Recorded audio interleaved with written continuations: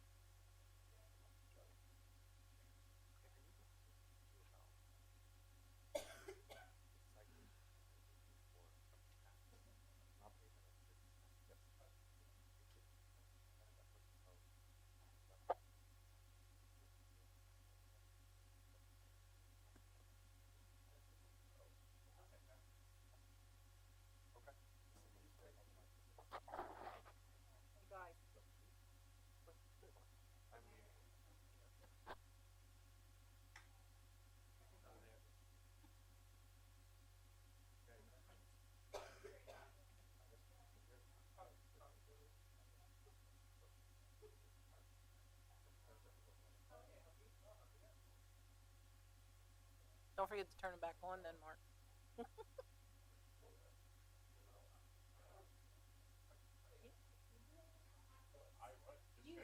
Oh wow.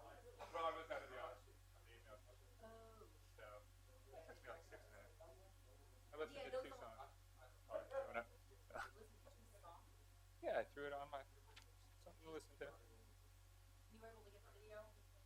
What video? Mayor's video. Yeah.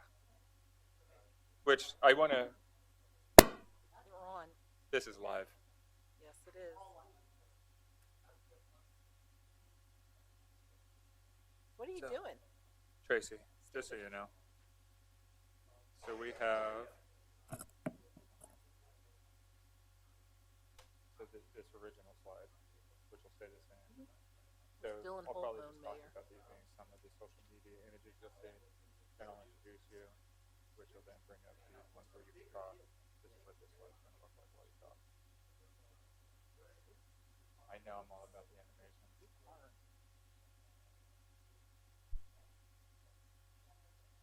Sarah can't see her stuff on big screen.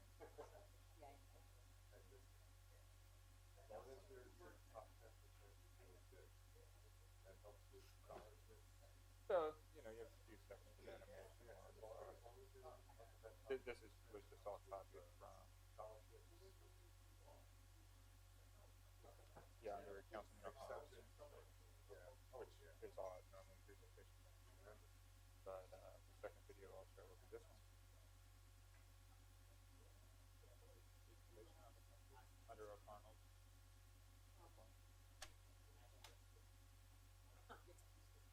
Oh, well, I don't understand why it's not in the other presentation. Oh, that's a surprise. With this administration.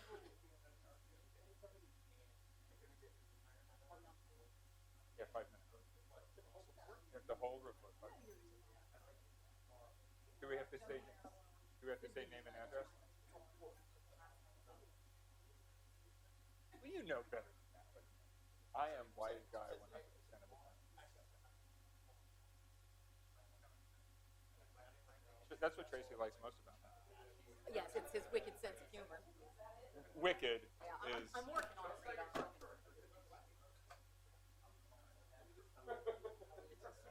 Just in case we need them, not that we will, I printed out all of the. You still there, Mayor? It's not for handout. It's just that if somebody wanted to see them printed and the color screen. What the? What's staring about? I What I do? just thinking of the council now. Well, you know. Yeah, this wasn't meant for. Speaking of it, a week ago I emailed. Actually, it was 4 o'clock. You know who showed up here at 4 o'clock?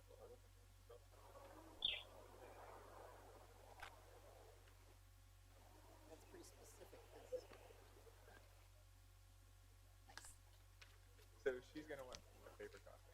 I'm sure. Yeah, I mean, we can email them, whatever. Again, going back to the email. Probably Dropbox links. Again, going back to the email. I should basically make print out. We'll print them. Oh, that's all I do. Okay, I'm gonna give this to Christine. She just got her express times won't be here. I saw her going into the garage when I was leaving. He'll email me tomorrow first. He'll want me to write his article. Good. Hope you're. No, I'm going to email him the press release and the packets. So that's what he and I discussed. Standing in the stairwell of the build-up. So I'll give Christine a file and I'll tell you all to her as well. And then I don't know that we'll do it with them. I don't really see it again. I think the young woman over there might be connected. Yes. I'm not 100% sure though.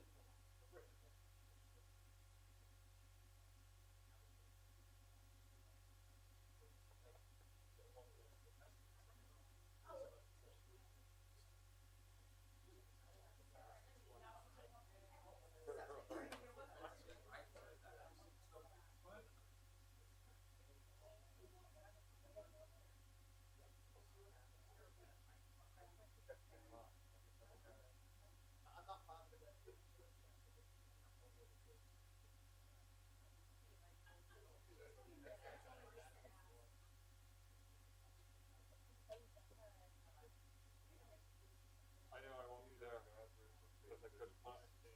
And they have a game at the same time here for college. Green Acres. He's in a different place. But yeah, I saw that. I was bumming.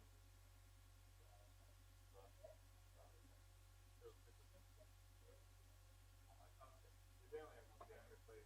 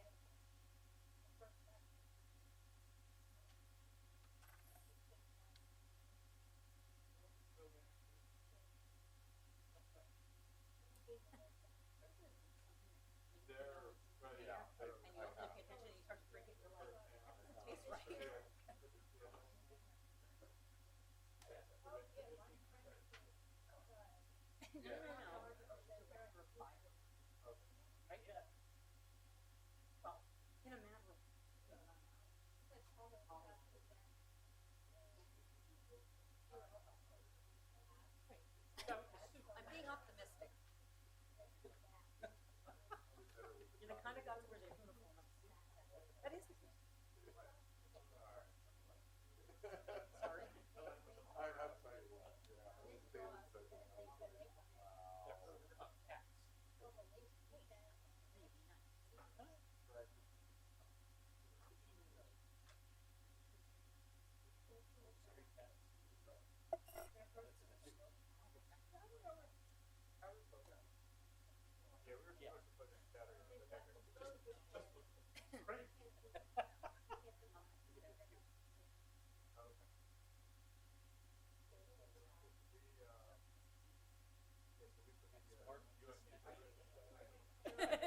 Spell L. That was Tammy.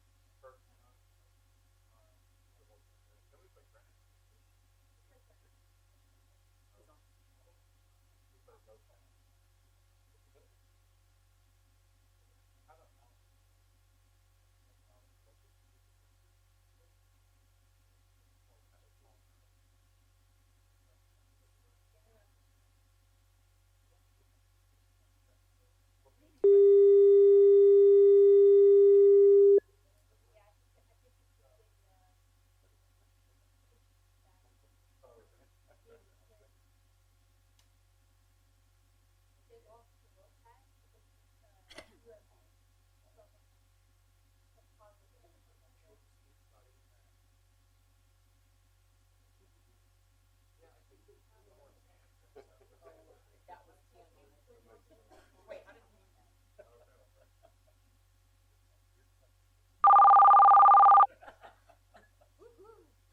Mayor? Hi, Reed. I'm back. I'm sorry. That's okay. We're still in hold mode. Okay. Thanks.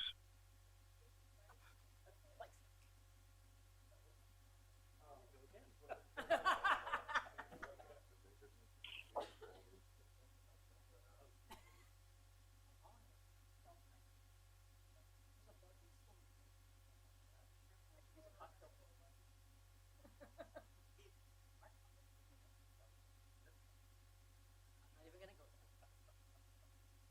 Keep that to myself.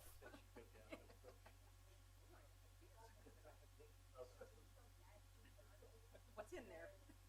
Open it. I have one like that.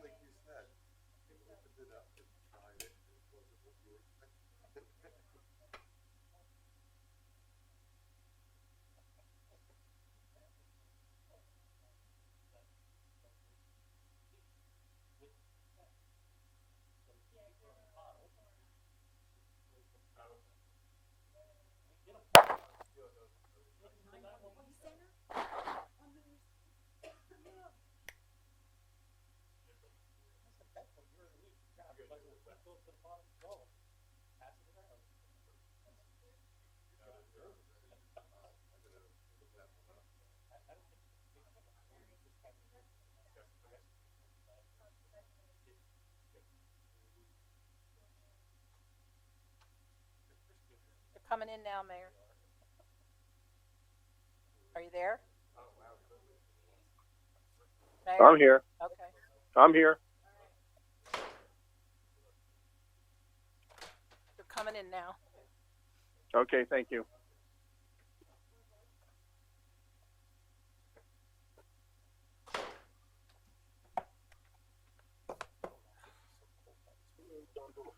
Good. How are you?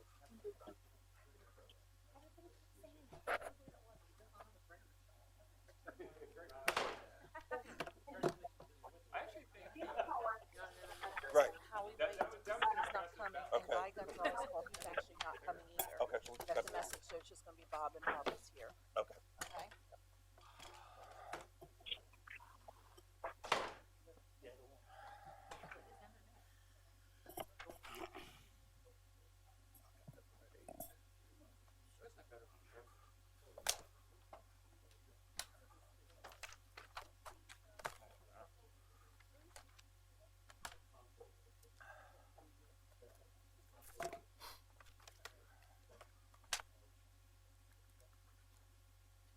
Kenny, the mayor's on the line. Mayor's online. Okay, let's get started here.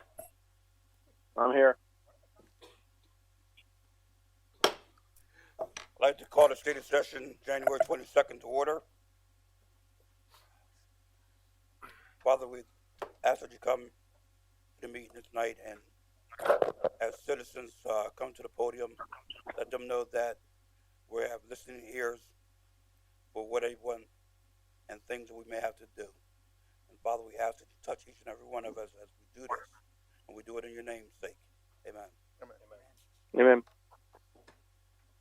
Allegiance to the flag of the of the United States of America and to the republic for which it stands, one nation, under God, indivisible, with liberty and justice for all. Roll call, please. Mr. Brown? Here. Mr. Ettinger? Here. Mr. Milan? Here. Mr. O'Connell? Here. Dr. Ruggles? Here. Mrs. Volcano? Here. Mayor Panto? Here. Mayor Panto's via the telephone. Okay, thank you. Move for agenda. Second. Move. Moved Second. and second. Any Mr. objections? Chairman, Yes, sir. I would like to remove 101 South 3rd Street from the consent agenda, please, and have it put under new business.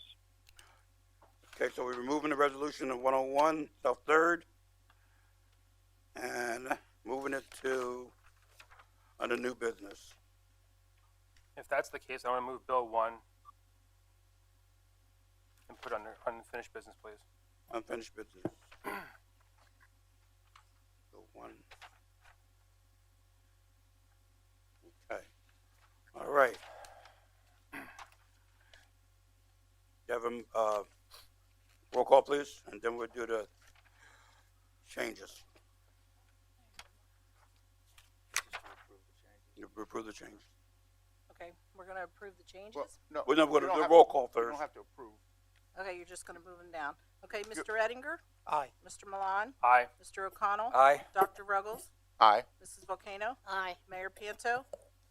Aye. Mr. Brown? Aye. Actions on the minutes for January 8th. Have a motion, please. Move. Moved Second. and second. Any questions answered that we can answer on this? Seeing none. Roll call. Mr. Milan? Aye. Mr. O'Connell? Aye. Dr. Ruggles? Aye. Mrs. Volcano? Aye. Mayor Panto? Aye. Mr. Brown? Aye. Mr. Ettinger? Abstain. One abstention. Okay, we're going to move to the resolution. John Churchill. Wait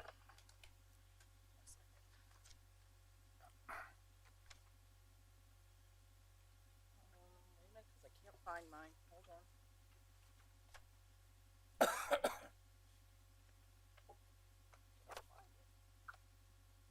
Okay. We have a resolution being introduced by Dr. Ruggles, co-sponsored by Ken Brown, James Ettinger, Dave O'Connell, Peter Milan, Sandra Volcano, and Salvatore J. Panto Jr. Resolved by the Council of the City of Easton, Pennsylvania, that it was with a feeling of deep sorrow that we learned of the death of John L. Churchill on January 3rd, 2020. Mr. Churchill served honorably in the United States Army.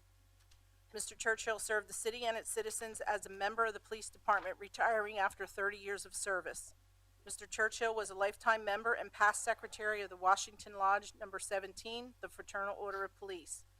Mr. Churchill was a dedicated, faithful city employee and citizen. He performed his duties in an excellent and professional manner and was held in the highest esteem and affection by both friends and colleagues. We join in expressing our deepest sympathy and condolences to his family at this, the time of their bereavement. So move. Moved Second. and second. We're going to start with the mayor. If you have anything you want to say at this time. Thank you, Mr. Vice Mayor. I would like to just express my condolences again to the family and to Mr. Milan, as I did 2 weeks ago at our meeting. Mr. Churchill, Officer Churchill, was an excellent member of our police force. I remember him. He was on the negotiating team for the FOP when I was mayor last time. He was always level-headed and had a high degree of integrity and character. And I extend my condolences to the family. Ms. Volcano. Thank you. I'd like to also extend my condolences to the family. He was very young, too young to go at this time, and he will be sadly missed. We appreciate you allowing him to serve as long as he did with us. Thank you again. My condolences also. I didn't know him personally, but I know that whenever anybody has 30 years of service in the police department, that's a long period of time and a lot of dedication. So his record speaks for itself. I too, my condolences to the family, and I did have an opportunity to know him for over the years. He was just a gentleman at all times, really easy to talk to, and I remember him as a kid also. It's a great loss, to the community. And thank you for allowing him to serve and be in our city for this long. I'd just like to thank the family for Officer Churchill's service to the city, and I'd like to express my condolences. I'm very sorry for your loss. I as well. My sincerest condolences. I didn't have the honor of knowing him, but 30 years of service speaks volumes. And I'll just end by, on behalf of the family, just to thank the city for all your condolences, your support during our time of bereavement. The administration did an excellent job of honoring him, and he's going to be missed. I know him on a personal level. I actually knew him as a police officer, and when I used to work for the emergency squad, and him and I were not friends. Shocking, I know, shocking. So again, I want to thank my colleagues on council, the mayor, for your kind words and the support from the administration and the police department too. We got a first and a second. We have a roll call on that, Rita? No, Or did we put past it? No, we did not. We already did that. we didn't vote yet. Oh, we didn't have a roll call? No. No. Second then. Bear with me. You're slacking, Reed. Mayor Panto? We're doing a roll call. Mayor Panto? Aye. Mr. Brown? Aye. Mr. Ettinger? Aye. Mr. Milan? Aye. Mr. O'Connell? Aye. Dr. Ruggles? Aye. Mrs. Volcano? Aye. Okay, going to, Well, we have the, we have that resolution right here. Please come up.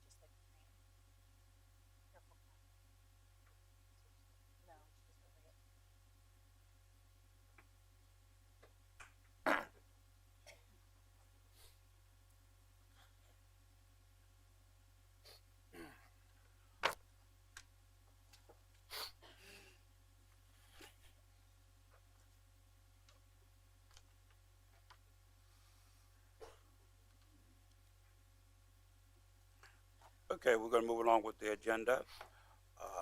Clerk, if you can read the certificate of appreciation for Officer Robert Weber.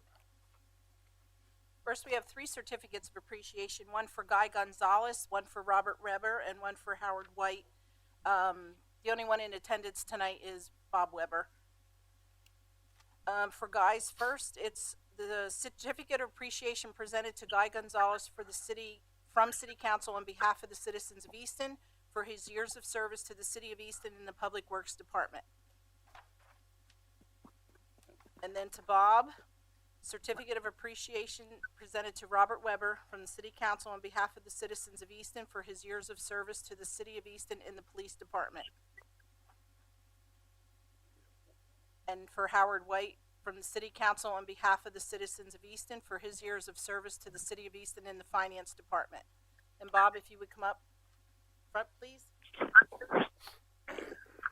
He's out of uniform. Out of all his uniforms.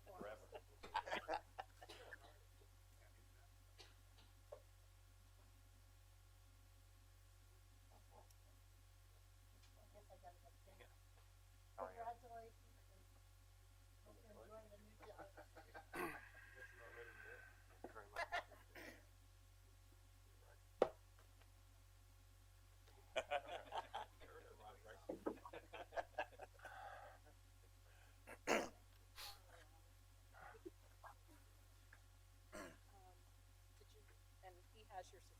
Right here. Bob.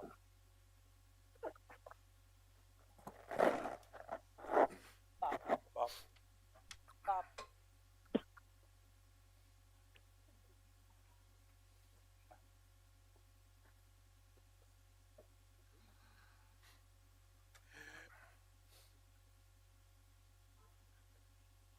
And Bob, if you'd like to say a few words, you're certainly welcome to do that. I would just like to say thank you to the Police Department Council and everyone in the city of Easton for the honor it was to serve. I will be serving the state now. And Moving that money. for council members, starting with the mayor. Yes, Officer Weber. Now, Your Honor, I would like to just thank you for your years of service in Easton and wish you well in your new role in the position of District Justice. And I hope that our relationship continues to grow because many of the crimes and issues that come before us in the city will come before you. So I wish you best wishes in your new role. Starting with Councilmember Milan. Thank you, Vice Mayor, Lieutenant, Your Honor, Bob. I mean, I don't know. I'm kind of tired of all these names, so I'm just going to call you Bob. Is that cool? Fair enough. I can't express the gratitude I have for what you've done for this city. I can tell you how important you are in your position with auxiliary services. When I used to go to events and people ask me, "Where's Bob at?" I go, "I don't know. I'm not Bob's assistant." Well, we need Bob here. So when you're out doing these public events, people actually gravitate towards your presence there, and I think your ability to talk to people in that very calming way was much appreciated. So I know you did excellent work as a police officer. I'm sure you're going to do well as a district magistrate, but I can tell you that you're going to be sorely missed in the city. So I hope whoever fills your shoes is coming up to that level, even just a little bit, but I can tell you that you will be missed. So thank you, and good luck in your new endeavor, and I hope to see you in the city. Congratulations to you, Bob, on your election as District Justice. I understand you have quite a lot of free time right now, so now we'll see you walking around the city maybe more. You can't get involved in too many things, but we'll be happy to see you. Thank you for all that you did and for your family for allowing you to do it and to continue working for us as citizens of the city of Easton. Thank you. Dr. Ruggles.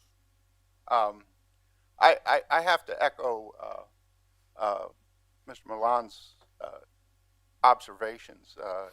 I think that one of the biggest things that impressed me was being at all of these community meetings and so forth, where you were at every one. I mean, you were at every one of those, and the important role that you played there. I mean, that created a great link between the police department and the community, and I think you did that very, very, very well. And so I think I'll be seeing you more in the future, maybe. But congratulations on your retirement, and good luck on your new ventures. I also like to congratulate you on your new position and still serving the people of the Commonwealth. I know that you'll do well. You were well prepared as a officer, so I know you're well prepared for the duties of a magistrator. So I will miss you also. I enjoy our time especially National Night Out, where we was chasing one another from block to block. So I will miss that, but I wish you well in your new endeavor. Bob, thank you very much for all your years of service. You were a great cop. I'm sure you're going to be a great judge, too.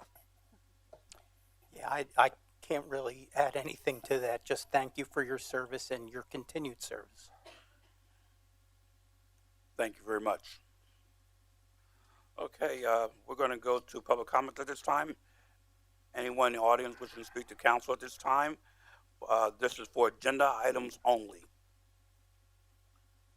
Seeing none, we're going to go to consent agenda. All right, under the consent agenda, we have a resolution approving the disposal of various police records. We have a resolution approving a stipulation of counsel for 1039 Ferry Street, And we have a resolution approving a certificate of appropriateness for 24-28 South Second Street. Also a resolution approving a COA for 26 North Third. A resolution approving a COA for 300 North Third. And a resolution approving a COA for 65 North Fourth. Move the consent agenda. It's Second. moved and second. Any other? Roll call, please. Mr. Brown? Aye. Mr. Ettinger? Aye. Mr. Milan? Aye. Mr. O'Connell? Aye. Dr. Ruggles? Aye. Mrs. Volcano? Aye. Mayor Panto? Aye. Okay. Moving on to reports received by council. I have none at this time unless the mayor has something. Nothing at all. Okay. Finance, I do have some things this evening.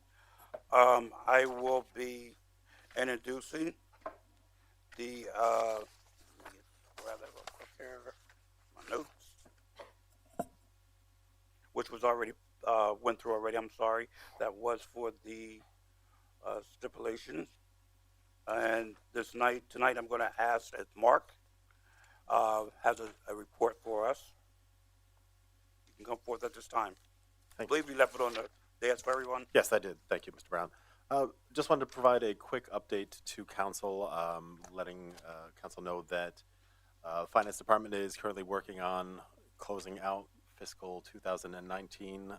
At this point, it's still too early to make any calls on where we're going to land, but obviously as we put through the appropriate accounting entries and book everything, we will keep you in the loop and let you know how things are proceeding. On a somewhat related topic, and moving into 2020, I'd like to point out that changes that were made in the fire department last year are having, we believe, an impact on OT. If you look at the numbers over the last 3 years, for the first payroll of January, we started off in 2018 at a number of about over 38,000 in OT in the first payroll. Last year in 19, we were a bit over 8,000, actually pushing 9,000, and this year we're down to 4,000, a little over 4,000. So just wanted to note that. Obviously, we'll be keeping an eye on that. That's a pretty important line, but that is it for my update, unless anyone has any questions. Mr. Campos, do you have anything you want to add? Just obviously, it's too early to look at the OT numbers, especially since it's a 50% difference. But from a number standpoint, it's not a big difference between what was that this year and last year. But the key to that is that we have 3 additional firefighters, so the platoon strength is at 15, and that is a significant difference. That's the only thing I would add. Okay, thank you very much. Can I just ask you yes, absolutely. I would, if we do this in the future, I would like to also see incorporated in there the cost of the new 3 firefighters, because if we're just looking at the reduction in overtime, that's great, but in order to reduce that overtime, we hired 3 new firefighters, which Go ahead, Mayor. Would offset any savings. right. I agree with you, and we can do that analysis as well. That's part of it. That's right. Looking at it from a big picture, from From a budget line picture, item. Right. We're tracking that too. Okay. But I get that. And just to let the council also know that I know that Marcus spoke on this before, but we're looking to give updates pretty much every month. So with that said, economic development, Councilwoman Volcano. Thank you, Mr. Brown. Tonight I have 2 resolutions, one to naming Lisa Bork as a fair housing officer, and another one with the Heritage, a resolution authorizing the mayor to execute grant documents for the Heritage Review Project. And also I would like to state that Monday evening, we will be having a 185 meeting with the ad hoc committee, and they will be discussing the developers once again. Thank you, Councilwoman. That's all I have. Thank you. Yes. I just add something to that. I just want to point out that the 185 committee has worked extremely well. Thank you. And they, you have a committee of that size and maybe 20 people at one point, and to get them to work together well is really an incredible task. But they have worked discussion, a lot of good feedback, and it's really been a committee that is very, very impressive about the work that they've done on it. No, I agree with Dr. Ruggles. I think it's a very good diversity of who's on that committee. They're very diligent. Almost all of them show up for every meeting, and we are there a number of hours. We start at 5, and some nights we don't get out till 8:39. So it's been a very enlightening and good committee put together. Thank you, Councilwoman Volcano. Planning and Code, Councilman Dave O'Connell. Thank you, Mr. Vice Mayor. As many are aware, this year is the census year, where the U.S. Constitution requires the counting of every person living in the United States. The census happens every 10 years. The results provide key data toward apportionment of representative state and local funding and the creation of jobs, to name a few items. To discuss this important topic further and provide an update on the efforts, Steve Norosky, the Director of Planning and Codes, is going to present the city's work thus far on ensuring we have a complete count. Steve? All right. Thank you, Councilman O'Connell, and thank you for this opportunity to speak about the census for everyone here and anyone watching online. The mayor's instructed the city administration to create a complete count committee last year, and since August, the committee has met several times with the intent to bring together representatives from local organizations and partners to discuss how each of them is promoting the census to their respective audiences and to work together to support each other's efforts. As we continue to prepare and educate the public about the importance of the census, I wanted to point out that yesterday the first person was counted in the 2020 census in Alaska. It was a 90-year-old woman in a remote region of western Alaska. Just a fun fact, they start in Alaska early because of physical challenges navigating and before the spring thaw and hunting season. So some challenges we don't have here in much more urban environments. Nonetheless, we have challenges, and we'll get into that in a minute. But I do want to introduce two people, one of which is not here. First is Tracy Warner of Blabbermouth, which everyone knows at this point. She's been working with the city and the Complete Count Committee to develop strategies, content, marketing, social media aspects, and things like that. And Tracy will discuss those social media efforts in a few slides. And then Angel LeBron is a student from Kutztown University. He is working with the city, helping us do a lot of the groundwork, outreach, and distributing documents and things of that nature to the businesses and partner organizations.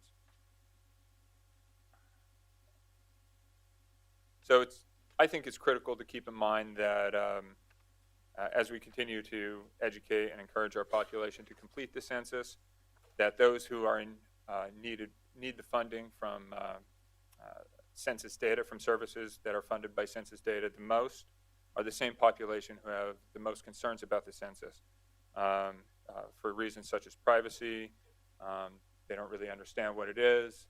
They don't know how to go about it, what to do, and perhaps they don't have access to a computer or other means to complete the census. It's important to talk about those the tangible value that the funding provides to the community and the services for which they rely on. So the Census Bureau has created and distributed a number of videos through YouTube and other outlets to spread the good word of the census, and this is one such video.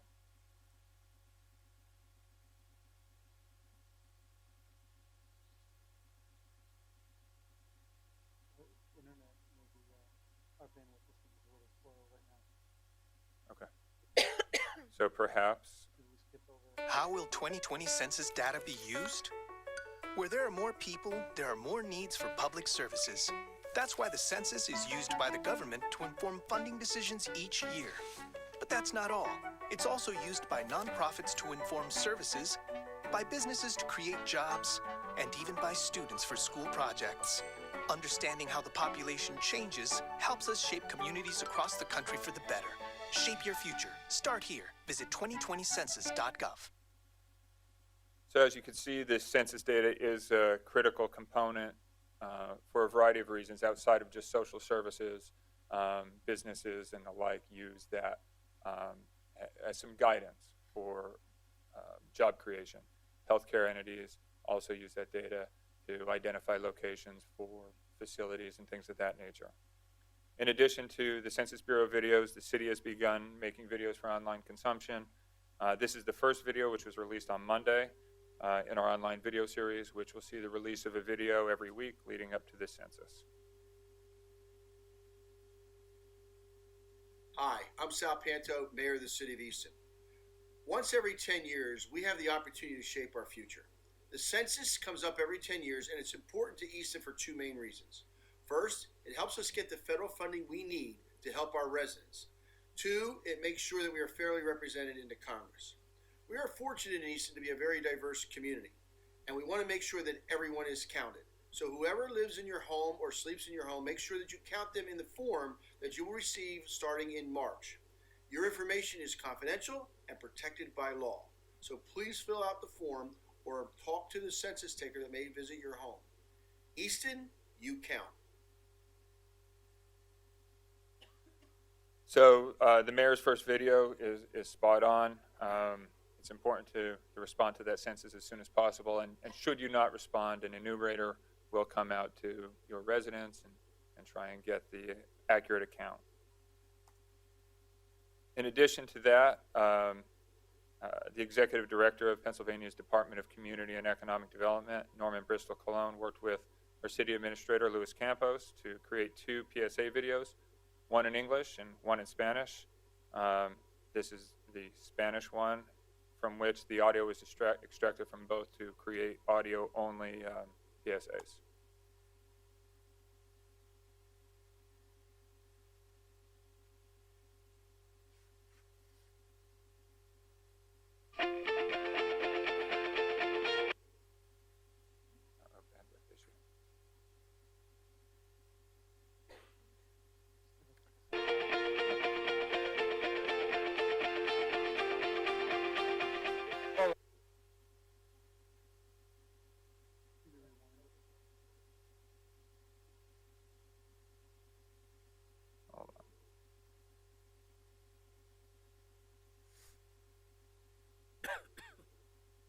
It looks like we're...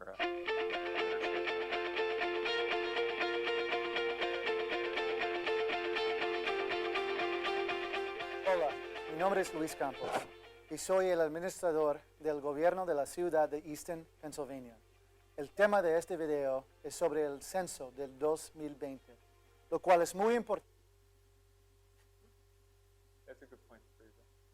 para la comunidad hispana. Hola, mi nombre es Norman Bristol Colón, director de la Comisión del Gobernador para el Censo 2020. La Constitución de los Estados Unidos requiere que cada 10 años haya un conteo de todos los residentes en la nación. Recibirá una forma por correo.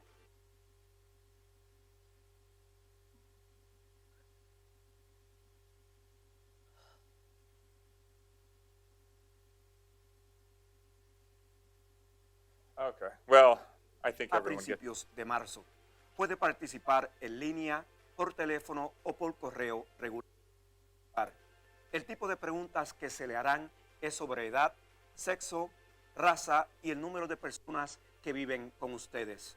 Todo el mundo debe de ser contado independientemente de su estatus migratorio. Solamente a través del censo los hispanos podemos ser contados con...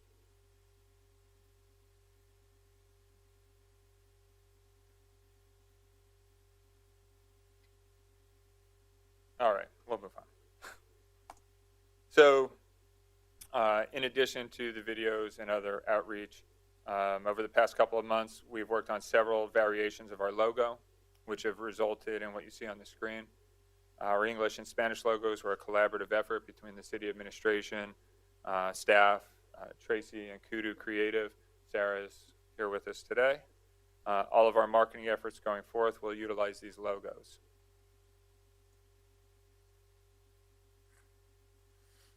In 2010, the Census Bureau counted about 26,800 residents in the city.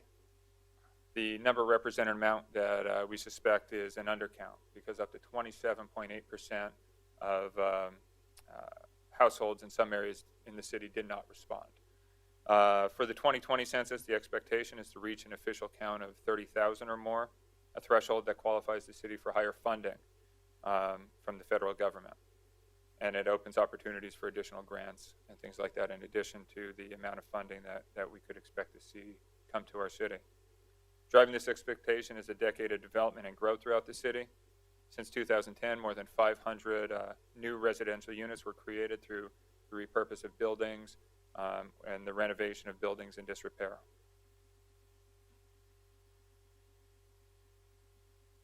So Tracy will speak on our social media marketing efforts. These images will be the social media graphics that will be used uniformly across our digital footprint. Tracy wants to speak a little bit about that. Good evening.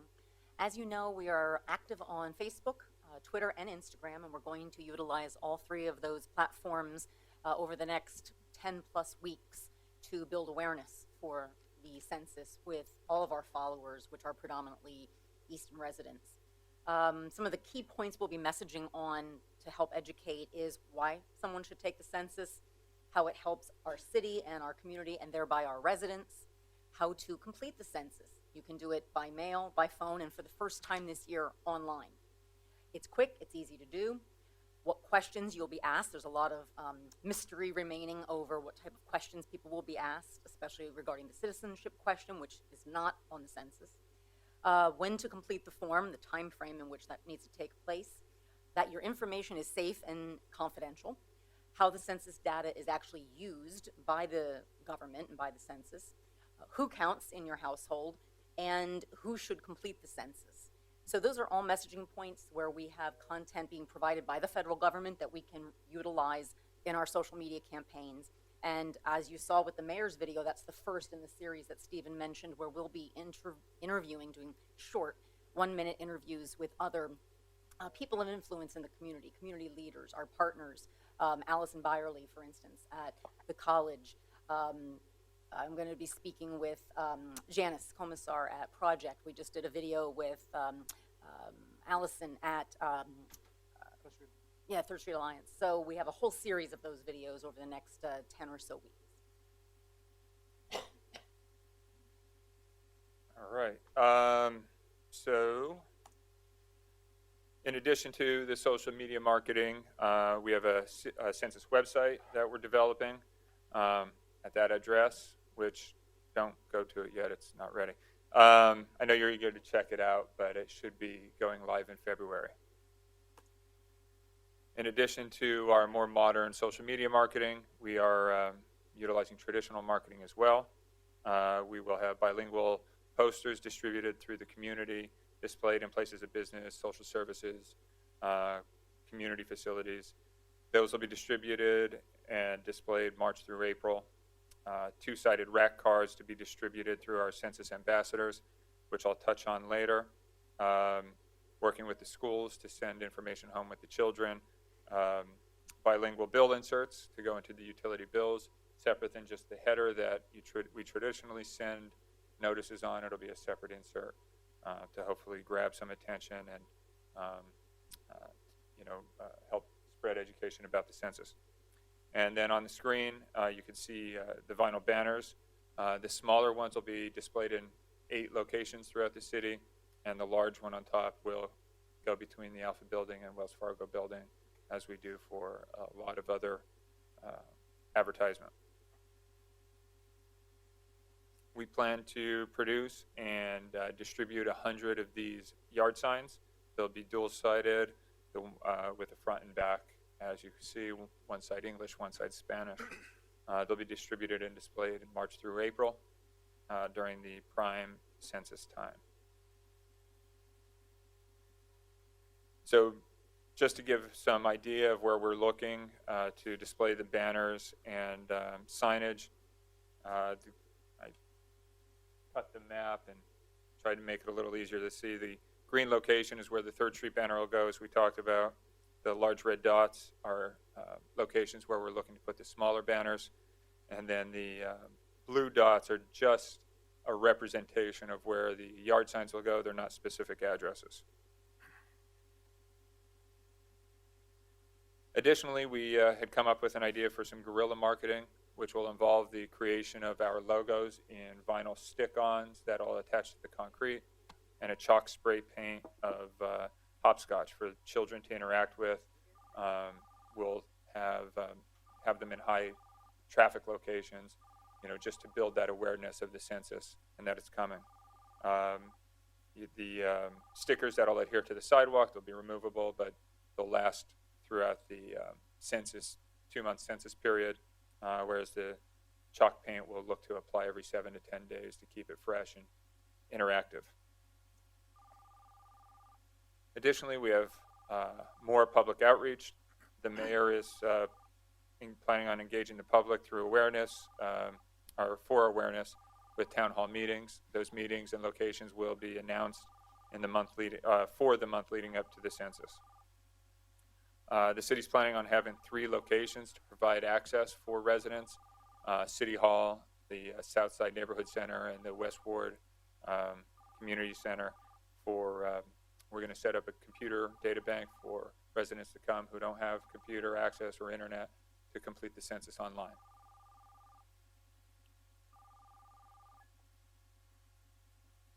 The city's also working with the county and the region with support from the Lehigh Valley Community Foundation.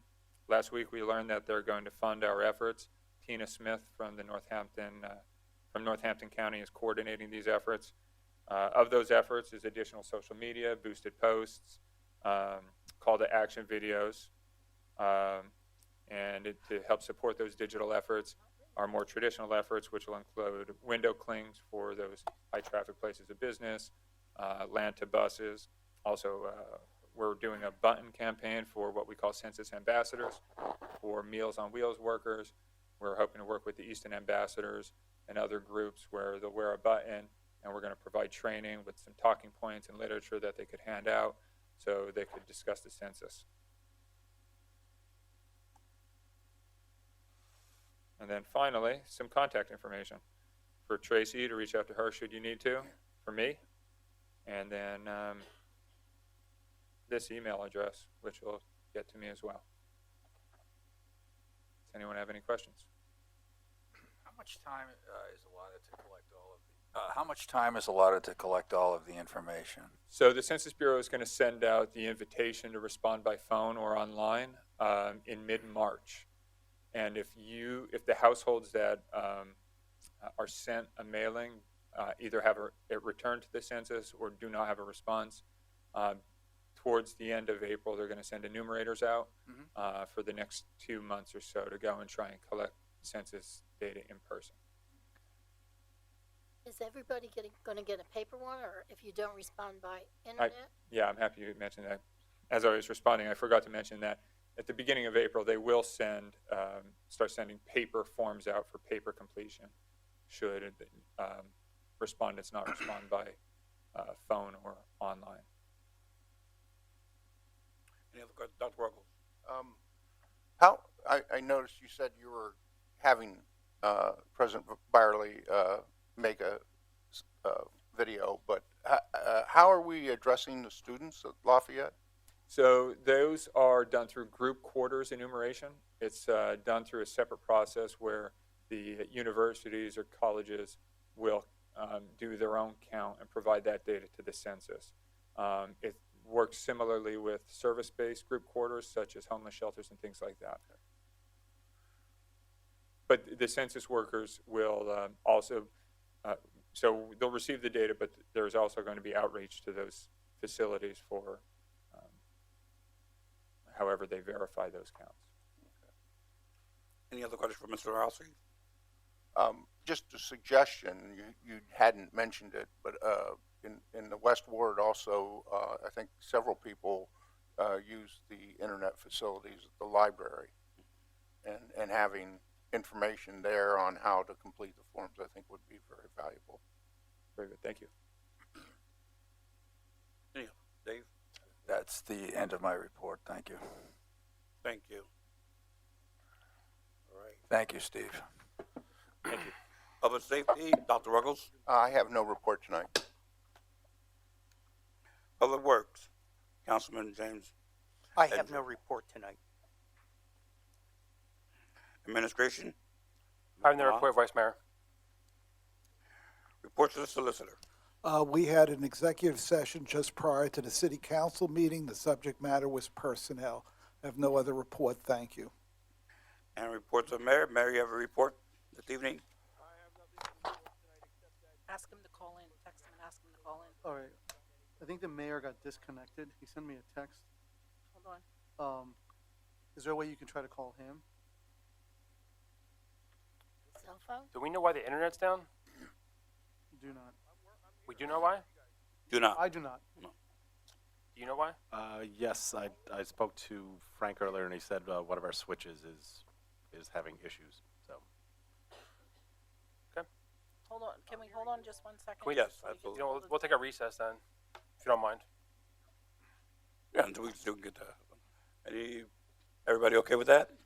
Okay, we'll take a 5-minute recess. Johnny said. So we can have him call in on a phone and maybe put it to a mic. Just ask him to call in. He said he's connected. He hears everyone. But he can't speak. Yeah, he just. Maybe we can have him call into maybe your phone, Lewis, and put that to the mic. My phone's about to die, I can so hear if we you. can. Oh, did he just say Can you something? guys hear me now? Yeah, we could hear him. Yeah. we can hear you, Mayor. Oh, okay. Yeah, because I can Go. hear you guys. I have no report, Mr. Vice Mayor. Okay. We got a Well, we reset got for just some. We got a 5-minute recess now, so hold on.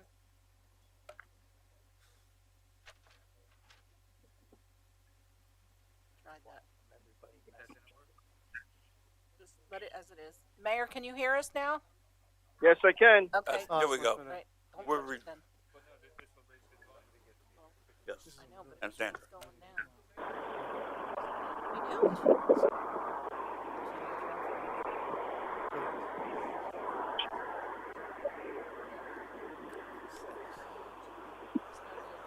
Oh.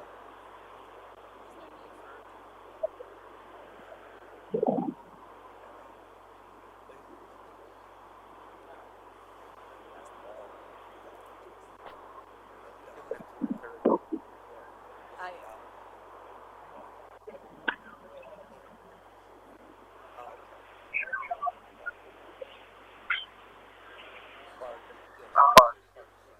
Oh, okay, good. Down to the store, buy 10 cigarettes. It was fine. We didn't do a whole lot. We just You gotta break the filters off yourself. Them. the food that we were supposed to serve.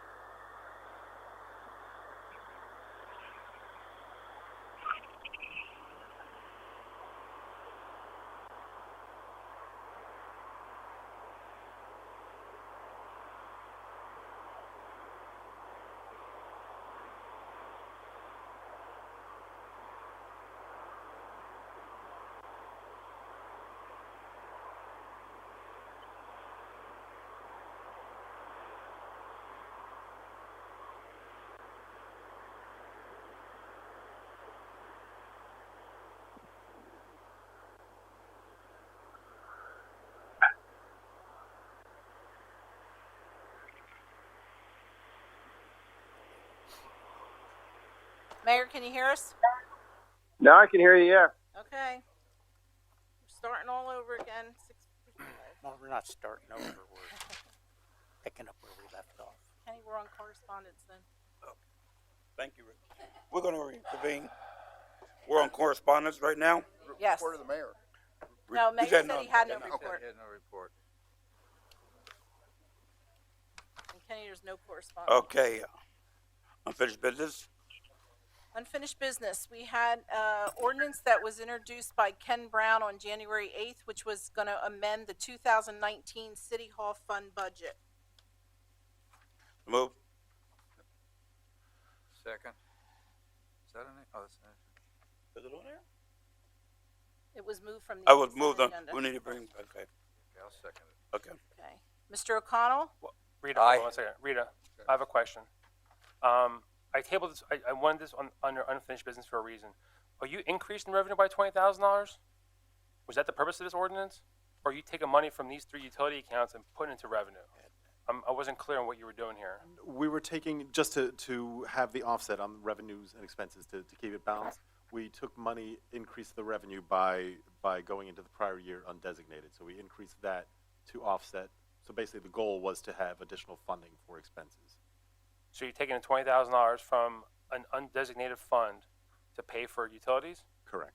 Okay. Dr. Ruggles?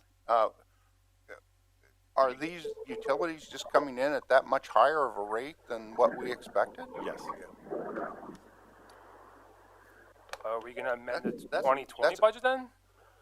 That's a big number. It is a big number. We can take a look at the 2020 budget and see if that impact. When we forecasted out 2020, I believe that we took part of this into account. But not the full $20,000 though. I will have to double check that. Okay. And with regards to the budget, I know we discussed this during the budget hearings. Are you going to start presenting us with what you transferred from the previous month? We discussed that, and I haven't seen a report yet. Yes, I will So, check with council. Dr. Ruggles? The other question I have is this seems to be relatively uniform across the 3 different areas, which seems unusual to me because I could see that, yeah, maybe we underestimated the electricity, but, you know, the water is the water. And, you know, it just seems odd that all of them are up by about 25%. I mean, you know, I could see one up by 5 and another one up by 30, but, you know, they just seem so uniform. Why, do you know why that is, or? I do not. And you don't know where this is coming from? Our utilities are separate, right? I mean, our renters pay their own, as I understood it. Our renters pay their share of the utilities. And sometime this past year in 2019, we installed meters, or readers rather, not meters, separate meters, but readers. So that could be part of the discrepancy. I would have to dig into it. So meaning we read the usage on a monthly basis and then we bill them accordingly. And we did that at some point during the year because, for example, that one of the tenants felt that they were paying too high, and we looked at the billing, and then we installed a reader and determined that it was a little bit higher than what it should have been, and we've adjusted it accordingly, according to their usage, their actual usage, as opposed to a percentage of the total utilization within the building. That was Valor, and it could have been offset by Billy's. Right. So that could be part of it, in addition to just maybe higher usage on the system. But we could certainly come back to council on that. So just so I'm clear, budget-wise, are these line items for the total utilities for the building, and then on another line, we get a revenue in from Billy's, we get a revenue in from That's correct. Valor? Okay. Any other questions on that matter? Roll call, please. Mr. O'Connell? Aye. Dr. Ruggles? Aye. Mrs. Volcano? Aye. Mayor Panto? Aye. Mr. Brown? Aye. Mr. Ettinger? Aye. Mr. Milan? aye.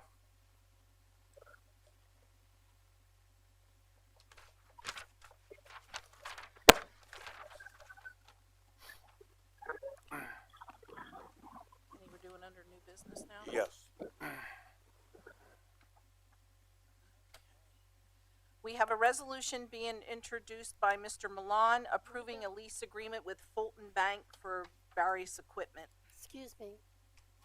Didn't we also remove G from the consent? We did. New I was business, just okay. gonna put it at the end. Okay, thank you. So moved. Second. Has been moved in second. Any other questions on this? Hearing none. Roll call. Mr. Ettinger? Aye. Mr. Milan? Aye. Mr. O'Connell? Aye. Dr. Ruggles? Aye. Mrs. Volcano? Aye. Mayor Panto? Aye. Mr. Brown? Aye. We have a resolution being introduced by Sandra Volcano, which would actually appoint Lisa Borick as the Fair Housing Officer for the city of Easton. So moved. Moved and second. Any questions? Hearing none. Roll call. Mr. O'Connell? Aye. Dr. Ruggles? Aye. Mrs. Volcano? Aye. Mayor Panto? Mayor Panto?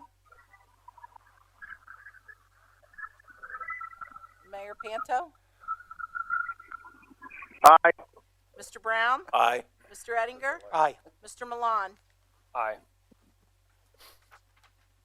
We have a resolution being introduced by Sandra Volcano authorizing the application for our RCAP grant and also authorizing the mayor to sign any official documents regarding the RCAP grant, and the grant is for the Heritage Riverview project. So moved. Moved. Second. Been second. Any questions? Seeing none. Roll call. Dr. Ruggles? Aye. Mrs. Volcano? Aye. Mayor Panto? Aye. Mr. Brown? Aye. Mr. Ettinger? Aye. Mr. Milan? Aye. Mr. O'Connell? Aye. We have a resolution being introduced by James Ettinger, where the city reviewed and approved a professional services contract with Omnis LLC. So moved. Moved Second. and second. Any questions? Mrs. Volcano? Aye. Mayor Panto? Aye. Mr. Brown? Aye. Mr. Ettinger? Aye. Mr. Milan? Aye. Mr. O'Connell? Aye. Dr. Ruggles? Aye. Resolution being introduced by Mr. Ettinger approving a proposal with this, between the city of Easton and Barry Issett and Associates. So moved. Moved. Second. Second. Any questions? Roll call. Mayor Panto? Aye. Mr. Brown? Aye. Mr. Ettinger? Aye. Mr. Milan? Aye. Mr. O'Connell? Aye. Dr. Ruggles? Aye. Mrs. Volcano? Aye. We have a resolution being introduced by Mr. Milan, and it is for a job description for the position of Director of Fire. There's, as per the city's recommendation, and the description in this job the resolution says the description shall supplement the duties of the fire chief as set forth in Chapter 61, subsection 61-2 of the codified ordinances of the city of Easton. So moved. It's moved Second. and second. Questions? Yeah. With regards to the job description that is before us, I'm curious as to what logic was used when determining the education requirement for this position. Mr. Milan, I'm going to call up Ms. Weber to come in and talk about the job description specifically.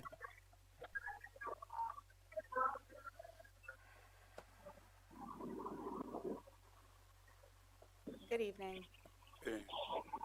The job description was taken partially from working with the current fire chief and partially from the existing chief of fire job description. Okay. So with regards to the education, so unless I'm reading this correctly or incorrectly, there is no education requirement for the fire chief. Correct. It's based off of years of experience. Okay. So nowhere in this should this person have like a high school degree? Well, our entry-level firefighters are required to have a high school degree. Well, so I'm going to argue to that point. because according to this job description, and again, my apologies for not reading it correctly, this does not explicitly state that you have to be a firefighter within the city of Easton. So in theory, if we're going to be explicit with our job descriptions, one could assume that if you came from a non-career fire department and you met these requirements with a high school diploma, in theory, you could apply for this position and be hired. Correct, without having the high school diploma on the job description. And that this job description that we are going to vote on is significantly, and I emphasize the word significantly, less than the fire chief description that we approved 2 years ago. Yes. Okay. So I caution the administration on this change, because once you set this precedent, you can't go back, because we're not going to change it for any. We're going to change it for every employee from this point on. Just to clarify that point, Mr. Milan, and actually I apologize, so I'll let you finish your statement. No, you can finish. It's fine. Just to clarify, anytime there's turnover in a position, the administration has management right to change the job description. Well, Louis, with all due respect, I mean, I find that explanation rather concerning, because I have the description in front of me from 2 years ago, and it's pretty explicit. I would think that if you're in charge of a $7 million fire department with 40 plus employees and with all these responsibilities and a salary exceeding $100,000, one would think that you'd have more educational requirements to supplement the person's experience. Which, by the way, and I want to be clear about this, that nowhere in this job description or in the requirements for this position do you have to have any firefighting experience within the city of Easton. You don't. I can tell you don't because I read it numerous times. I compared it to the job description that we had from 2 years ago, and it's not there. So, that being said, although I appreciate your work in this, I find this to be lacking in credentials, and really holding someone to a higher standard than just with a high school diploma and the minimum requirements set forth in this job description. So unfortunately, and I apologize for this, Ms. Weber, I can't support this because to me this is a major downgrade from the description we had from 2 years ago to today with the same amount of money, which is concerning to me. So, that being said, unless my colleagues have anything else to add, I'm done with my debate. Can I add just one thing to that? Add as long as you want, sure. Yes, the education's not there as far as high school diploma or college experience. However, in the past, we've been looking at the job description and making them more general than the 6 pages that we've had in the past, to hone them down to 1 or 2 pages, which is what we did here, which is why it's not a 6-page job description. It went into very much detail as far as what the fire chief did in that old job description, which is why it was 6 pages long. I compliment you on that, but with all due respect, I would think that I'd want somebody with a little more educational requirement to supervise a department of 40 plus people and manage a $7 million budget. I mean, Mr. Vice Mayor, Yes. when he is finished, I'd like to address that issue. Okay, Mayor. Mr. Milan, you can continue. the mayor can, I mean, he can speak. Mayor? Mr. Milan, Councilman Milan, your decision here and your reasoning is so against diversification that it begs the difference. We do not want any of our job descriptions to be so limited that someone with experience and knowledge in a field cannot be hired. We used to require it when I left office for police officers to have a college degree.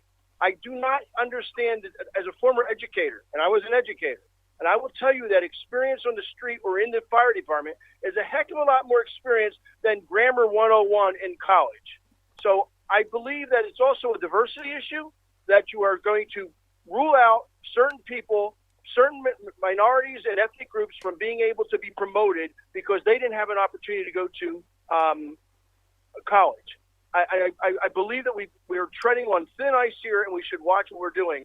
I think the description that Ms. Weber put together is exactly the kind of job description you're going to see coming out of this administration, so that we don't limit ourselves to a specific group of people, but rather that any firefighter who has educated themselves in the science of fighting fires and running a fire department. Chief Krill has done a remarkable job, and when we presented his name for approval, I don't believe you approved it, but we presented his name. We told City Council that we would definitely have to do something with this because he entered the drop program not knowing that he would be named chief, never believing that he would be named chief.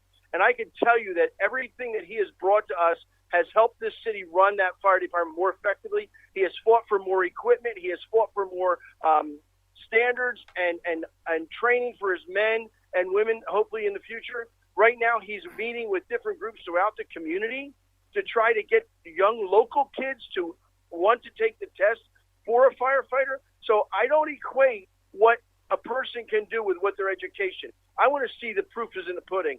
And so I would be very careful of doing what the city did about police officers, where you could be a great police officer, but because you weren't a college student, you didn't get to be a police officer in Easton. You had to go to someplace else. So that's the only thing I would tread lightly on. I just want to add to that, if I may. Steph, in rights of that, my thought process is this. You can be on the job and have job training. You can go to different classes within and gain knowledge and education. That's part of education. So when we say education, it's education on the job too. So that is my point. I don't believe that you have to have a college education. You learn on the job, and that's tremendously important. And I happen to know that I know people out there that don't have a college degree and is very prosperous in life because they go on the job and learn job skills. And even if they do go to college, they change everything you learned in the classroom to apply to what is needed at the job anyway. So I just wanted to add that. So I'd like to counter the mayor's argument about his mayor. I'm going to ask you about your cabinet, if you don't mind. So it's your point to make to counter argue what I said about education. So in a position in your cabinet, if you're going to hire a director of finance, and I'm just going to use that as an example, if that's okay. The assumption is that person may have just regular experience working in the municipal government without a college degree. If that person can fill the job and do the job well, yes. If that person is just an accountant, for example, or a bookkeeper or a clerk, no. But if that person went to school to get extra classes in municipal finance and worked their way up, I would, without a doubt, I would much rather promote somebody who has knowledge of municipal finance rather than an MBA from someplace in that their undergraduate degree is chemical engineering. So yeah, I guess you're right. I would. I look very carefully at a person's skill set when they're appointed and when they're hired. So every job description in this city from this point on will have no education requirement then? No, I didn't say that. I said police and fire. I'm specifically talking about police officers and firefighters who do a really good job, go to extra training, may have even gone, like, for example, are you saying because a police officer doesn't have a college degree that even though they've gone to the FBI Academy that they should never be a chief or a captain? Is that what you're saying? Mayor, with all due respect, I'm gonna interrupt you for a second, and I just kind of want you to come back to the fire chief job description. I never mentioned police department, I never mentioned police officers, I never mentioned firefighters. I'm talking about. They're the same. Actually, Mayor, with all due respect, they're not the same position. One's a cabinet level position, and the other ones are firefighters and or police officers. So the comparison is it's not really. I mean, it's disparate if you ask me. You're trying to I compare. respectfully disagree. Well, I mean, respectfully that's fine. disagree. With all due respect, though, but It's like telling me that a water operator at the wastewater treatment facility must have a college degree, and that may not be the case. He or she may have 30 years of experience, and who's done a great job. Mayor, is that position a cabinet level position? No. That's what. Well, I'd like to come back to this discussion about the fire chief. This is not about a wastewater operator or a firefighter or a police officer. I'm talking about the fire chief. That's all I'm talking about. I mean, I get your point. I'm not saying an officer should have a bachelor's degree. That was never part of my debate. My debate is argument. You're saying a police officer to be chief should have a degree. Can I? No, Mayor, no. that's the requirement today. Can I just ask a question here? I mean, under the educational aspect of this, there are multiple certifications that are required for this position. But you do And realize that is education. No, I'm not saying it's not. I'm saying from the job description from before this, the one that was in place up until today, that there was much more experience and much more college. I didn't. More than 12 years experience? Of what? As a firefighter. It says minimum of 12 to 15 years experience required as a firefighter in the professional fire service, including at least 6 to 8 years of experience in a supervisory role or an equivalent level of experience and training as determined by the city. I mean, I'm just reading what it says. No, I mean, the only difference I see there is that it says as a professional firefighter instead of Right, so my point is, and this is back to my point, if you came from a volunteer fire service, in theory, and you met these requirements, you could apply for the fire chief position. That is my point. Well, what I'm looking at here is you can apply, you can meet these requirements, but I mean, the city is going to look at the applicant and say, yes, this applicant is one who can fulfill the fire chief's role, or no, they're not. I mean, you're just opening up the pool to more people to apply in. You could be, or you could be less than the pool, and people don't want to see it because of the requirements. I mean, to me, the requirements are vague. They're just vague. Well, I think that I think there is an argument to be said that having vague requirements. I mean, I remember when I was in the Air Force, I was an enlisted person in the Air Force, and there were several officers that were over me that there was no question that I was much more intelligent than they were, okay? Of course. And yet, there's no way I could be an officer because I didn't have a college degree. Fair enough. Doesn't matter. Just all you need is that piece of paper for a college degree, and then you can be an officer. And to me, that was enormously unfair, okay? And so I think that I can see this in the context of making this available. I mean, it doesn't say that we have to hire somebody, but I mean, if we were taking a look at somebody and I got, if I were on a search committee and I got a resume from somebody who was a professional firefighter for 18 years, that I'm just making this up, but was for 18 years, and I'm comparing it to somebody who was a part-time volunteer fire department for 18 years, guess who I would have more preference for, But I mean, we're just opening this up to a greater population of individuals.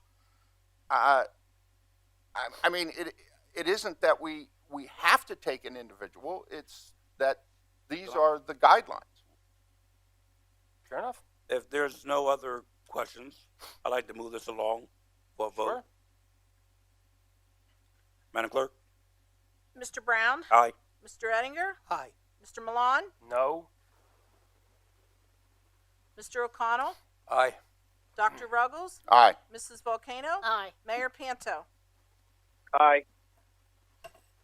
We have a resolution being introduced by Peter Milan amending the 2020 salary and wage resolution by adding the position of Director of Fire. So moved. Moved. Second. It's moved and second. Any questions? Hearing none. Roll call. Mr. Ettinger? Aye. Mr. Milan? No. Mr. O'Connell? Aye. Dr. Ruggles? Aye. Mrs. Volcano? Aye.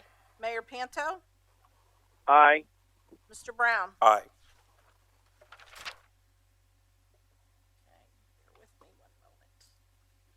We have a resolution being introduced by Mayor Panto. Resolved that the Council of the City of Easton approves the following promotional appointment within the Easton Fire Department, naming Mike Krill, Director of Fire. So moved. Moved. Second. Second. Questions? Yeah, I'm going to bring up the conversation I had previously regarding this, and I want to be on the record that I firmly believe that this resolution is in violation of our ordinances. Based on discussions I've had, I don't feel that this is appropriate, given that we are creating a position that's not in our codified ordinances, that the ordinances don't recognize the Director of Fire as a position.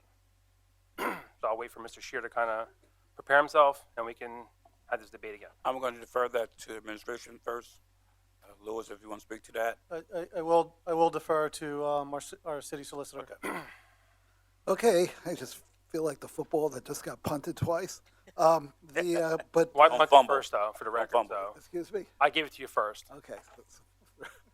3 times. Well, the section 45-1, just to set it up properly in our ordinances, provides for division into departments, so that one of the departments on the 45-8 is the Department of Fire, and it says that Director of the Department of Fire, and even though the wording here is Director of Fire, I think we could just plug in the words Department of, because that's the intent, shall be known as the Fire Chief, who shall be selected as provided in the general law.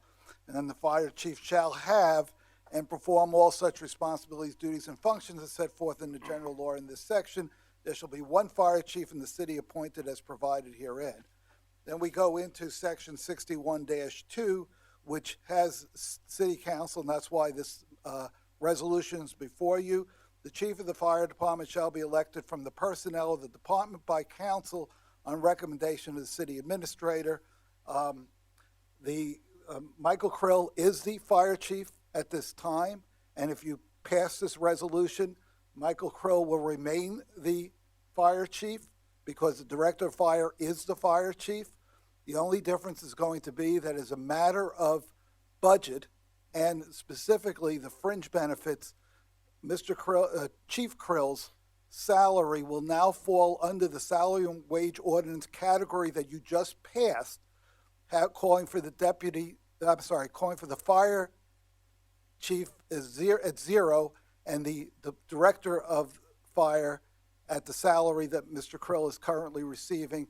And just so everyone understands, the reason for this is that as effective next week, Chief Krill would have to step away from the benefits that he otherwise receives as fire chief under the collective bargaining agreement, specifically the pension, because he was a participant in the DROP program.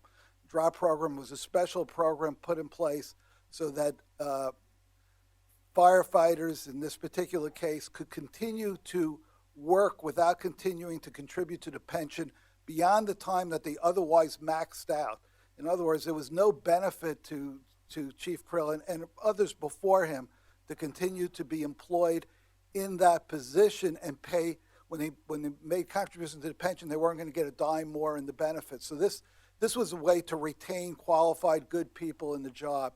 And it just happens that that DROP program, which he committed to well before he was ever going to be, well before he considered being that he would be nominated for chief or being a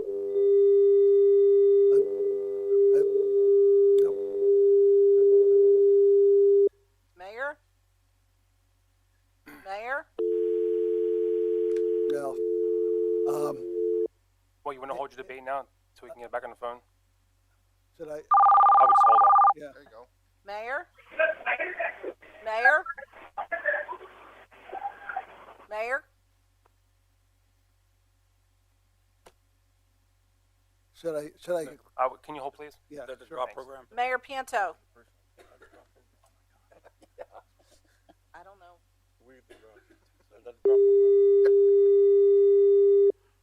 Mayor?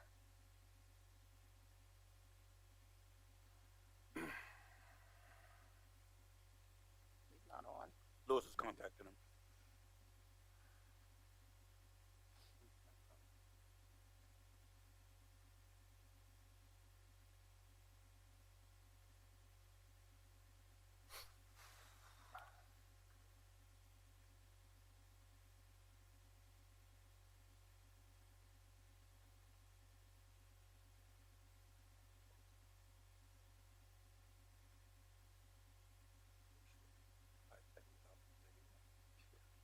I will start the way it is.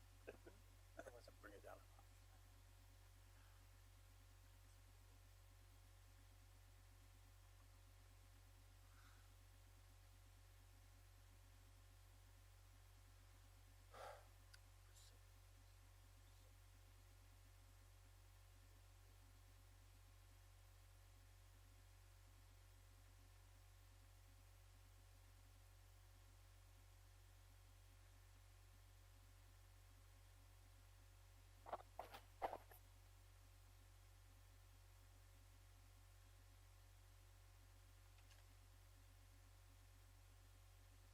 Well, while we're waiting, Army is leading Lafayette 13-10 at this moment.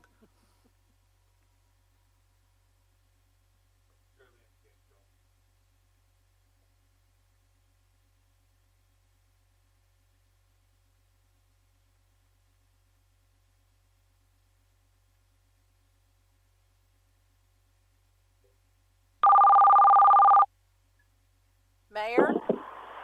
Yes, it's me. I'm sorry. That's okay. We're going to continue the discussion with Mr. Shear's explanation.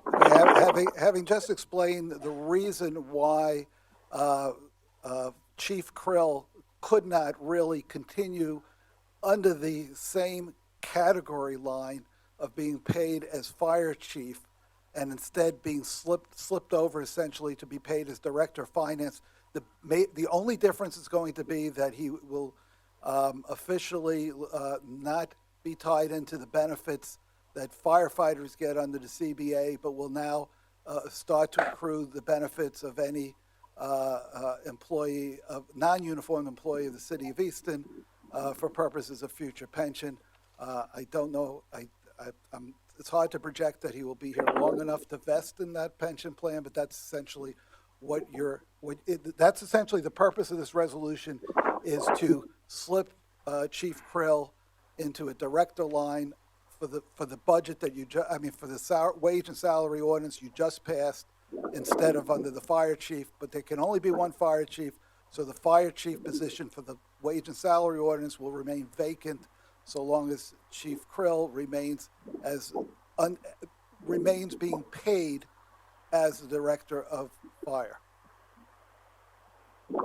So the argument that you're making is that even though it says the director of the Department of Fire shall be known as the fire chief, yes, this resolution meets that requirement.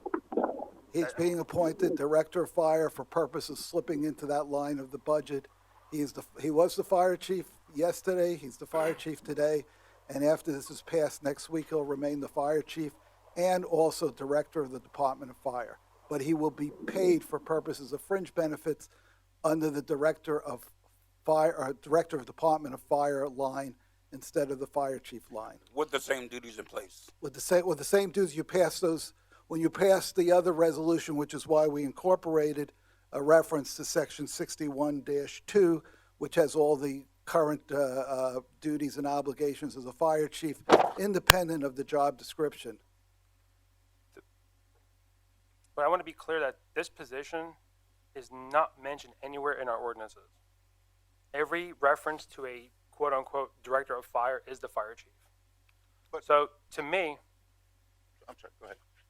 The ordinance, this resolution, does not meet that standard. Good. Because, to my opinion, it's always been the fire chief. The intent of the ordinance was to say that the person leading the fire department is the fire chief, not the director of fire. Dr. Ruggles? Yeah.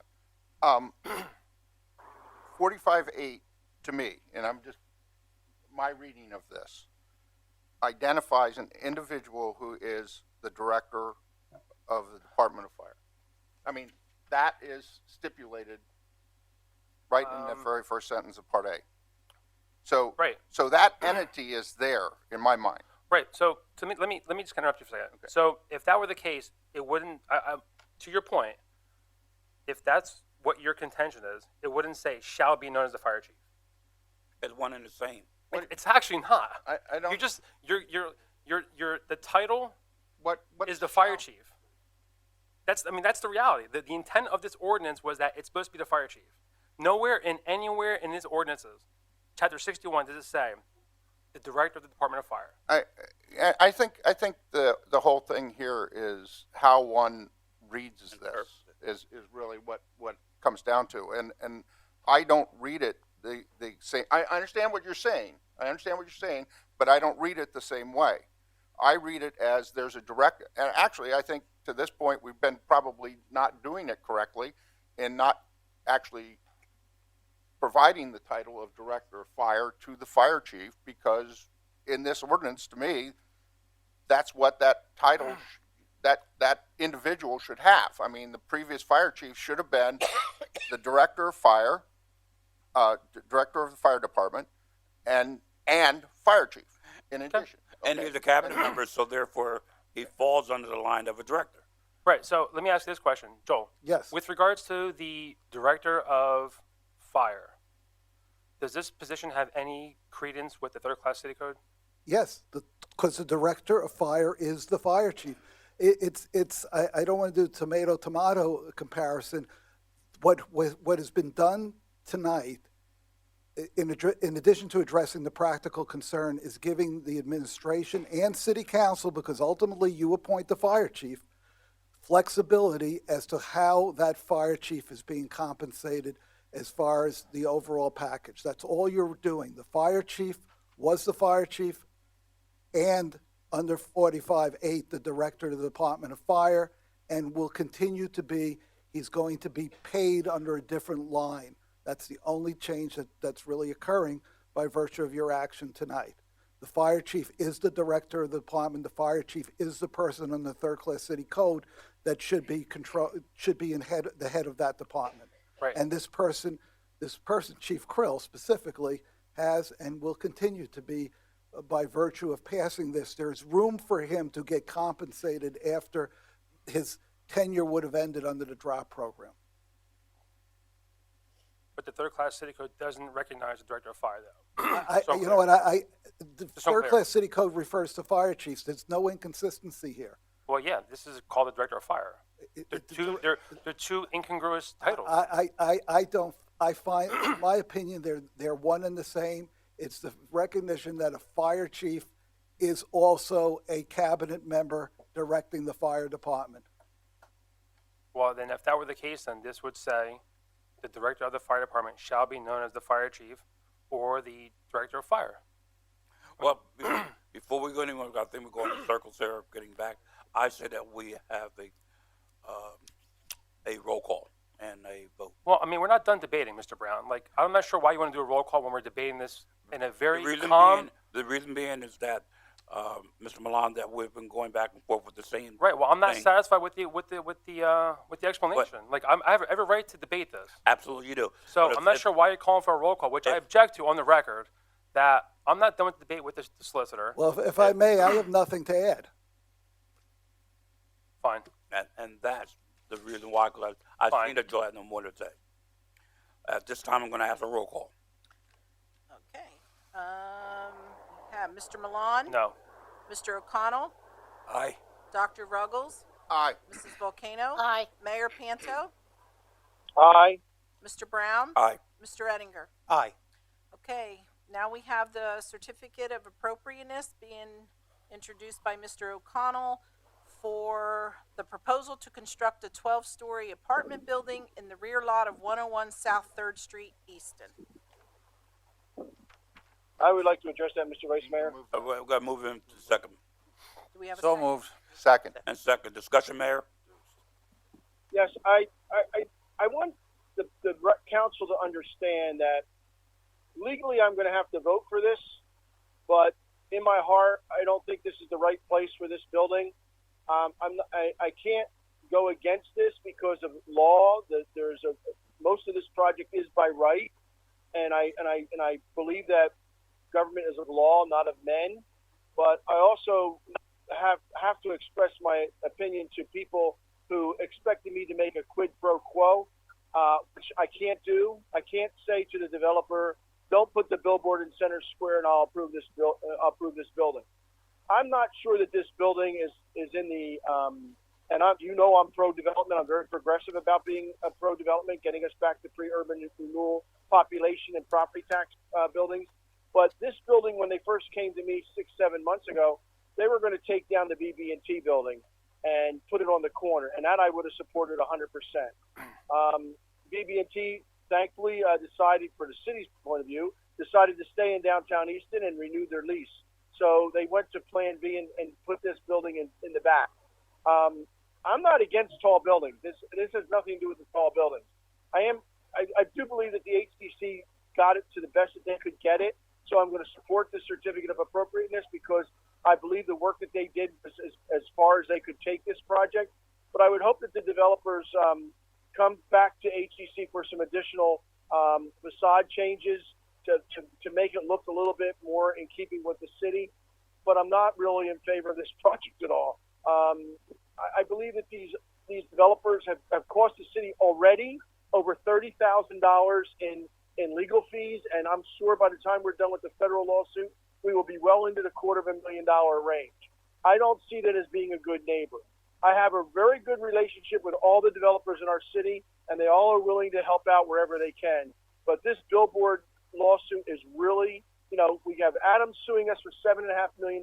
We're defending it because the 99% of the public does not want it in Center Square, but these developers just want to keep pushing us.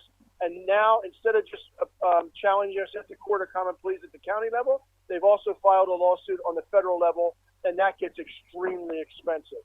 So I'm going to vote for this certificate of appropriateness, although I rather wouldn't. But I am a person who believes that the government is of laws rather than of men, so that I will look at this as the law, and everything about this building is allowed under our comprehensive plan and zoning, our SALDO, subdivision land development ordinance. So I just wanted to put that on the record. Mayor Panto? Yes. I just wanted you to know that Steve Glickman on the Historic District Commission and I myself share your concern about the location of the building. Well, I appreciate that. Dr. Ruggles? Yes, my biggest concern on this building, although I think that the location is a big factor, but my biggest thing is the parking. And I think when this comes about and comes to the Planning Commission, that's got to be a big problem that's addressed, because when you have 73, I believe it was, units that are going in, and the anticipation that they're going to be parking in a deck that's already full, that's a big problem. And so while I think that development in downtown is essential, I'm very, very concerned with the parking issue associated with this building. So that really doesn't have anything to do with historic district issues. So I will be voting for this, but I think that the Planning Commission is going to have to wrestle with that problem of parking. That's a major concern. Yeah. Any others to add to that? Seeing none, voting on the matter.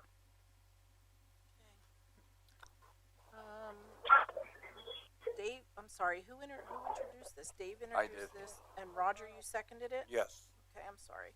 Mayor Panto for the vote? Mayor Panto for the vote?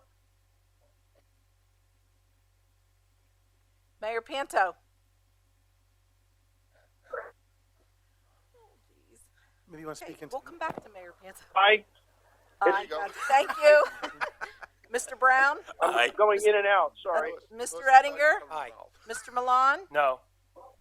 Mr. O'Connell? Aye. Dr. Ruggles? Aye. Mrs. Volcano? Aye. Okay. We come to the portion of the agenda where it's public comments on anything that we will hear before the council. Please state your name and address for the record, please. Good evening, Council. Sarah Clark, Kudu Creative, owner and creative principal, 703 Wood Avenue, Easton, PA 18042. My intentions this evening is to aid in the voice of downtown business owners within the historic district. It has been brought to my attention by a current client that is having trouble acquiring proper forms for submission to approve storefront signage. This process was very painful for her. This particular business owner was prepared with proper specifications and mock-ups of the outdoor window signage, vinyl signage, 10 hard copies and an extra form. The extra form was the 318-10 signs. It was next to impossible for this person to locate on the website. She called codes and spoke to someone to help them locate this form on the website. It turns out that the person from codes was also frustrated after a few minutes trying to search the website for the form as well, and she couldn't find it either. As the city's role in ushering new business to downtown, it should make this process as user-friendly as possible. And quite honestly, new businesses, they do need hand-holding about everything needed for all things zoning related. This process has hindered the visibility of their business, and not to mention it will still be months until they can get approval for the proper vinyl signage for their windows. And this store has been open since November 25th. And when did they go about doing the search on the website? This person was, I mocked up to specs, and also talked to Fast Signs of Easton in collaboration to get her the proper specs to present. And there's certain windows that they have to submit. So she was ready to go in January and then found out that there was still another form that she had to submit. She visited the website quite recently. So this month? Yes, okay. January, absolutely. Yep. And she could not find it. They ended up having to type into the search to try to find this form. And then the person in codes, who was very helpful, ended up having to print it out, scan it in, and email it over to the downtown business owner. Well, we have our is it in the historic district? Yes. Is the complaint just with the website, or is it with the whole process of going through the commission, or what? Well, it's the whole process in general, because it's not spelled out. It's very meticulous, and then to be directed to the website to download the proper forms. She could not find them, and even with the help of somebody who works for codes, even that person had issues finding the proper form on the website. Isn't the procedure for the commission, I think, is pretty well spelled out, I believe. Steve Narosky, can I ask you about that? I mean, it's fairly straightforward, isn't it?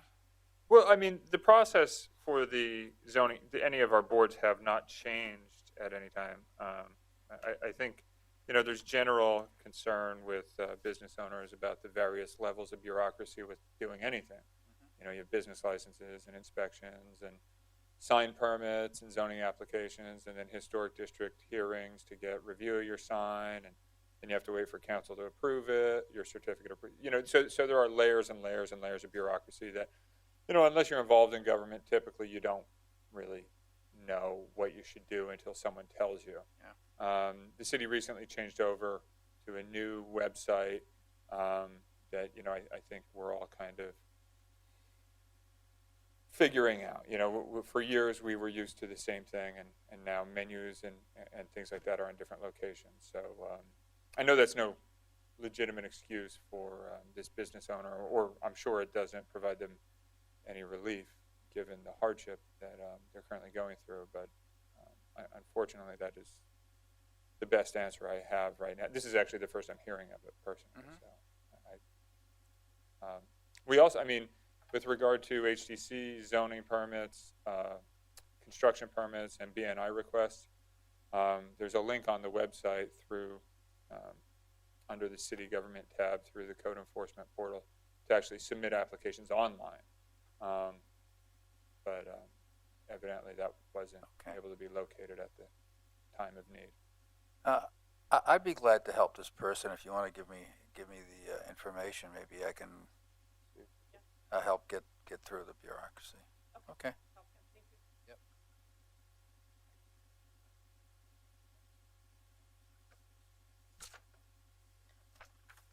Okay. Any other public comment? Seeing none, I'll make a motion for adjournment. I move. Second. Moved in second. Seeing none. Roll call. Mr. O'Connell? Aye. Dr. Ruggles? Aye. Mrs. Volcano? Aye. Mayor Panto? Aye. Mr. Brown? Aye. Mr. Ettinger? Aye. Mr. Milan? Aye. Thank you. Thank you, everyone. Thank you, everyone. Bye. Thank you. Bye-bye. Hey, Ray, you want this back?